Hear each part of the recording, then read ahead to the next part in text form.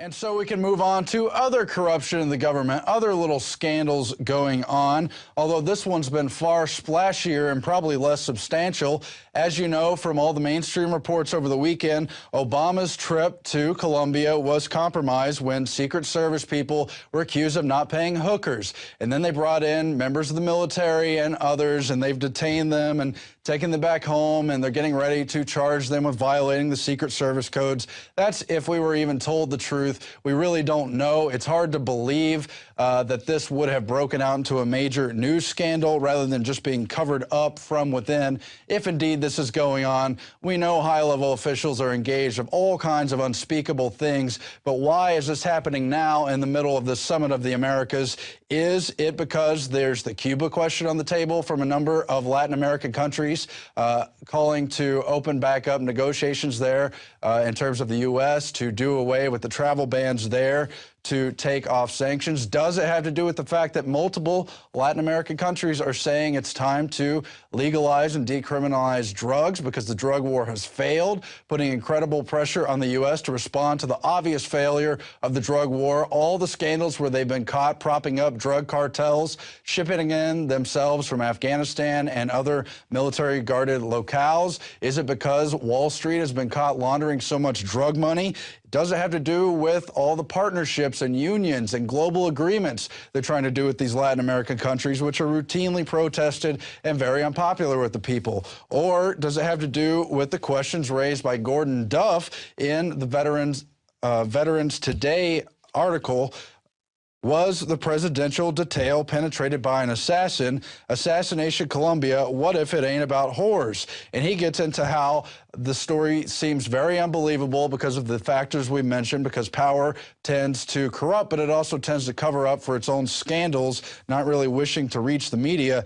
And so Gordon Duff raises the question, was the Secret Service, was the military, was the president's detail possibly infiltrated by someone from a foreign government or representing something else? You've got them trying to push for the Iran war, and the U.S. has at least initially said no to that. You've got other factors going on. Was that part of this story? Were they hiding something, and that something is vulnerability, in other words? What's really going on here? We don't know. Was it some kind of honey trap with the women involved here? Was it really an issue of just not paying a woman when they're traveling with all this cash and they're so spendthrifty and willing to just expunge on all kinds of needless affairs? You've got Secretary of State Hillary Clinton partying in Colombia, all these other officials on camera and in the media doing this stuff. We're going to keep an eye on this. It appears to be a distraction from the other major issues going on. We, of course, don't know.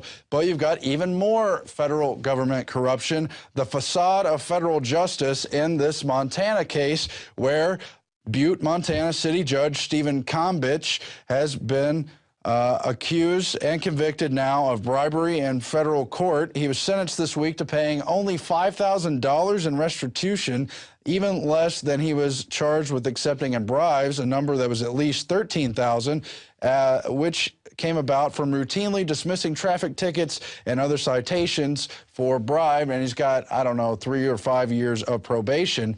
And then in this article from Montana Festo, they compare it to the outrageous case, especially by comparison, where a medical marijuana caregiver named Chris Lindsay is also facing charges. Those charges are more than 690 years or 25 consecutive life sentences for administering medical marijuana in the case there. So why is that case so heavily punished, but government corruption, admitted bribery where he's convicted, they just get off with a fine and probation? What in the world is going on? Well, it's just a corrupt system. They go after whoever they can, and they let off as many inside officials as they can unless there's enough pressure to put the skids on them.